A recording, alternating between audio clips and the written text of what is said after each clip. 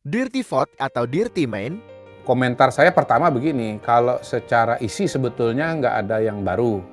Ini cuma kompilasi Kompilasi saja. Oke. Jadi peristiwa-peristiwa, berita-berita yang sebetulnya sudah kita ketahui.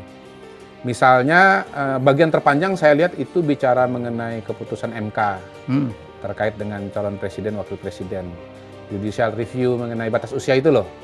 Itu mungkin berapa? 30 menit kayaknya ya? Mungkin lebih kali. Itu menurut saya sih sudah dibahas berulang-ulang dan nggak ada yang baru dari situ.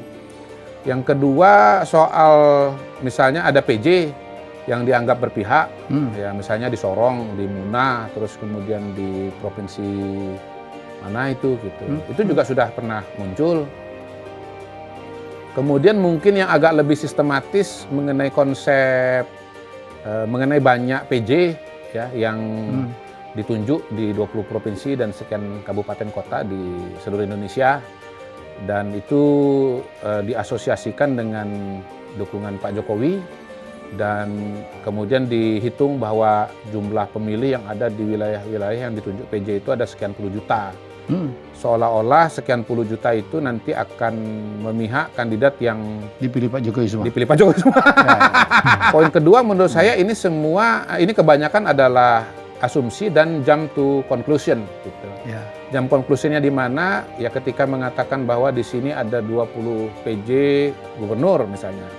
Dan dari situ suara 80 juta itu akan masuk ke kantong calon tertentu misalnya. Itu loncatan yang luar biasa itu. Saya lihat kelemahan dari film ini adalah bahwa 3 narator itu atau 3 pembicara itu sesungguhnya mereka datang dari background yang sama, yaitu tata negara. Kalau Anda bicara mengenai voting, nggak bisa enggak Anda harus melibatkan orang politik. Orang dengan latar belakang ilmu politik. Lebih spesifik lagi, Anda harus melibatkan orang dengan ilmu voting behavior.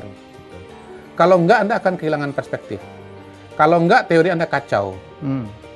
Kalau enggak, Anda seolah-olah cuma memindahkan teks ke dalam realita. Padahal ada jarak yang sangat jauh antara teks dengan realita.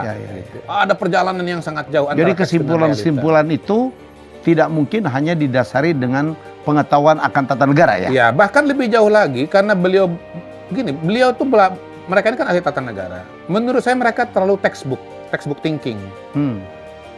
Bahkan saking textbook thinkingnya, mereka ini sebetulnya sedang gagal memahami perbedaan antara wewenang dengan penyalahgunaan wewenang. Dan ini menurut saya fatal sekali dari 3 orang itu. Ketika misalnya mereka berargumentasi bahwa ini adalah manipulasi, ini adalah kecurangan, ini adalah dirty votes, dengan menunjukkan begitu banyak PJ, bupati, wali kota, gubernur, dan mereka mengatakan mereka punya wewenang ini dan itu, lalu mengatakan bahwa kepala desa itu mereka akan curang karena punya wewenang ini dan itu. Loh, itu kan wewenang. Tolong bedakan dengan penyalahgunaan wewenang. Jadi menurut saya film ini kegedean judul. Jadi orang tuh penasaran karena judulnya yang bombastis itu, Dirty Votes gitu. Tapi saya sambil bercanda, sebetulnya kalau kita nonton ini sebetulnya dirty analysis. Analisis yang kotor dalam pengertian ya nggak tajam, terus banyak loncatan-loncatan logika di situ, banyak loncatan-loncatan kesimpulan gitu. Atau dirty mind?